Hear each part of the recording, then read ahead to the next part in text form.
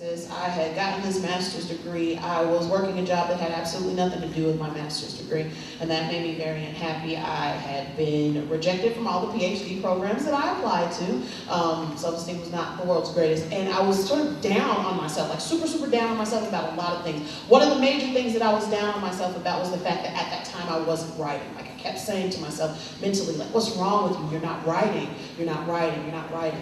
And so one day I was going through the notebook that I had at that time, and I kind of cycle through notebooks. I fill one up, usually takes about a year, sometimes less, and then I get another one. It's kind of like a little ritual that I have with myself. And so I was going through the notebook that I had at that time currently, and I found these poems that I had written that were dated during my period of time where I was saying I wasn't writing any poems, and I had absolutely no recollection of having written any of those poems. None at all. Like, so they were like unconscious poems. Like, I can't recall when those poems were written. And they were obviously in my handwriting, but like, you know, a lot of times when I'm trying to get it out, like I'm scrawling, and so the handwriting is bigger and messier, and these were neater, and they were dated, and there were lots and lots of references to my daughter who had not been conceived yet. I still had a few months before my daughter was conceived at this point, and there were references to her all over these poems, and a lot of them even references to names that ended up on my name list of things that I was thinking about naming her. You'll see a couple of those in this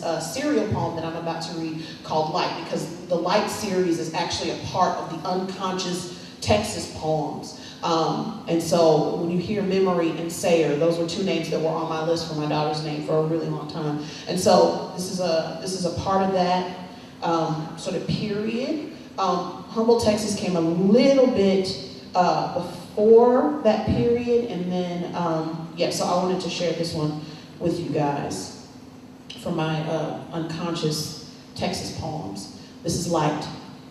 1. Stereophonic light. The amount of light accounted for in the body, bordering on the infinite landscape of control. Okonkwo's tragedy rehearsed in the vile feminine hetero hangman. Vomitous brolic. Bemoaner of being, something more instant. Surrender to the sayer. Surrender to the memory. Memory flung east at a light too several. 2. Hieroglyphic light. The light that transcribes the body onto the head of a pen. Yoruba. A night inky black textured with ancestor spirits. By haunts and freedoms embellished. 3. Organic light. Played too loudly could border on something caustic, an urgent sound, pink light, blue light, cut too close to the skin. There is a new taboo for human flesh, creates its own axis. Human body leans too far left, too far right, creates a kismet handshake. 4. Does it start as light, or does it just swim? Unassumed light encapsulated the rhythmic belly. Woman, just a bunch of bumps and limbs, whom shall tarry not long on an understanding greater than love formed. 5. That stepped into kind of peace may be what wakes you to sorrowful native music or some ashy blonde hymns. Comes the horse accompanied transcendence. Water misrepresented as flight. Fantasy, the act of getting even. Yes.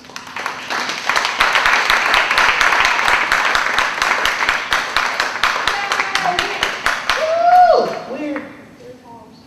Poems about weirdness. Okay, I'm gonna do this one. I'm gonna do this poem. And then I think I'm gonna do this poem, and I think I'm gonna do another poem, and then I think I'm gonna like say goodbye and start hugging people and stuff like that, and beg you to buy my chapbook, and kiss your face and stuff like that. Also kind of technically part of the Texas poems. This is one that I wrote about my experience when I first moved to Houston, Texas, which was directly after Hurricane Katrina. happened, and I was unemployed for the first couple of months that I lived in Houston, and so I devoted my time to volunteering at the George R. Brown and the Astrodome with the Hurricane Katrina evacuees, because I was like, okay, well, I'm not working, but I'm gonna do this. So this is about sort of my experience with that, and this is in Prayers of Calcitrant. This was also published in Word Riot, and it is called But I Am Not So Miraculous. They are running like black bile bruised from the nose of the state, dripping into the streets, America's pastimes or past. The same shit, panic, dead bodies on them now as then, and yes, Christ is among them. For 37 cents worth of gas, he called me angel at Walmart. I wanted to kiss his face but not taste his dirt. Saviors are like that, wearing the grime of human souls on their t-shirts and thanking us anyway. Rewind. Pan in on holding tape of Negro bodies. Make sure you see the smell. Clean, ugly, unrested. They look normal, like they've been walking this far, they're going to visit. Lie down in the cot of the crazy lady, the one with the 17 grandkids and the holes in her face from the sun. I lie down, and she lay inside me, twist a crowd of hurricane lives through my cervix, where I need it most. I let the crazy lady walk the halls of my body. Her name is Everybody. She hasn't taken her meds today. She is gone, long before what storms could have taken away from her. A table prepared with blisters and razors and smiling at me. I will get her bottled water. She will call me sweetheart just for being there. Saviors are like that. I love her and never want to see her again. Oh God. Every time I say I almost died, I know I am lying. I want to tell them I am running like boiled ointment through the French Quarter, kicking out my legs to rest in their windows. I am lying my body, coat over puddle, to dissolve the welfare, the pain, and deliver them on my wet back into the promised land. I would say, I am the angel of Walmart. I am the administrative assistant, come back to tell you all. Oh God. Rub me like antibiotic on the charred skins of my beloved, of the overdeveloped bodies of young girls in long red braids, and the sagging breasts of mothers, of the dark plum mouths of brown men, the workings of tongues compressed to a language that we use against each other. I will love you all in the doings of my hands. Bodies buried in hepatitis rain, maybe making love, squirmed among the monster lives of boys and baby black girls, the decayed arms of saviors in borrowed clothes, and all this refuge in my chest cavity.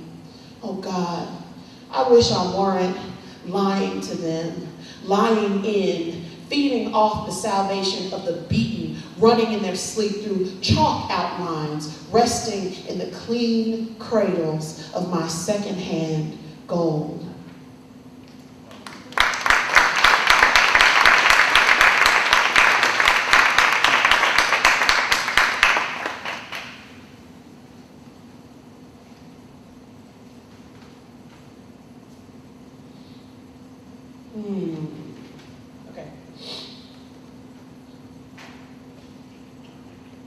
Okay, I think I'm going to do this one more before I do the piece that I'm going to end with, and then it will be goodbye.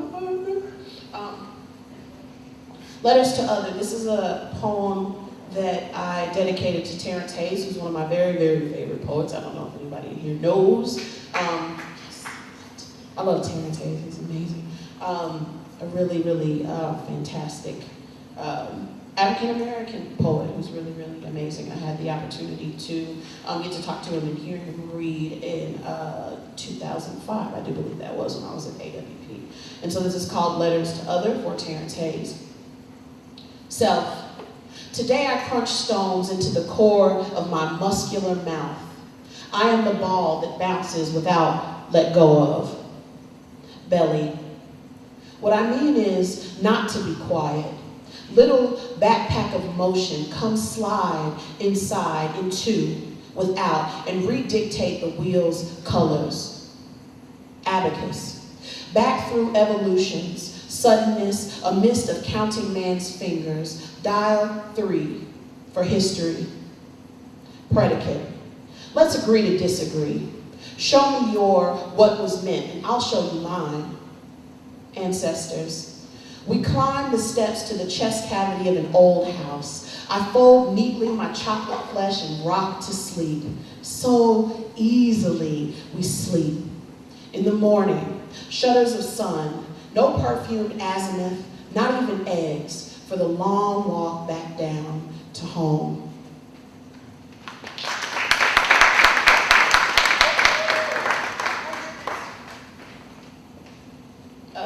Yeah, you would, the muscular mouth reference is kind of a very obvious one. One obvious one for him, he had a book called Muscular Music. That was one that I really, really liked. And so that's kind of where that came from. And then, so this is the final poem that I'm going to do. And I realize, like I said, that the hella other stuff, act is a little bit heavier and weirder than the other one, and so I wanted to try to end it on a slightly lighter note, even though it's still weird.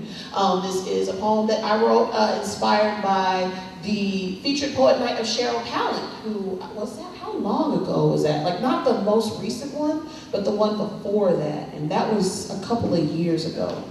Yeah, like 07, 08, or something like that. This is also the poem that I had published in This Land as well. So it was a published land. This is called Special Use, after Cheryl Pallant. You're too much waste and time. You've been renting a room in the wrong house this whole time, and your bill was late. You're bent on audit. Your auditory got notice after the fact of certain. You are 7 of the thinnest dimes I've ever seen, and even at one stroke. You are a mab of all seasons, a dog of one. You're all bonkety bonk and diddity do, the kind that don't bite back. You're that bigger than the both of us brand of file in the cake and featherweight. You back against the wall and forever back after these messages. You will not sway me with your swamp thing smile and sorcery-less sword. Your whispers swindle. You're the wrong swine for this truffle, and it's been too long, too much trouble. You dine on the wills of men I will not abide, and you will not attend.